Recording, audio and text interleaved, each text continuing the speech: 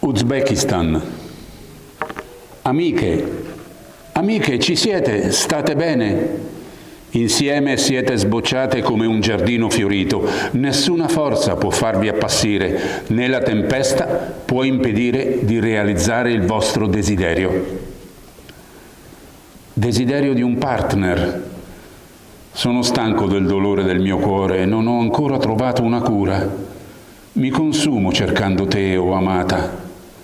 Ho lo sguardo smarrito, lontano dalla retta via sotto il cielo infinito.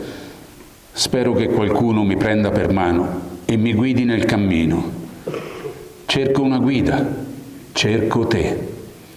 Nel mondo esiste qualcuno così solo e pieno di tristezza come me? Cara patria,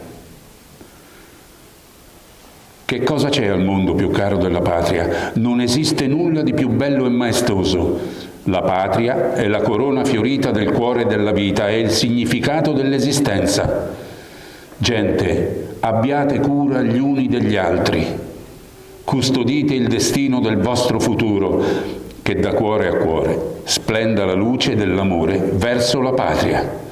Eseguono Kamila Astanukolova, Ulukbek Kafizov.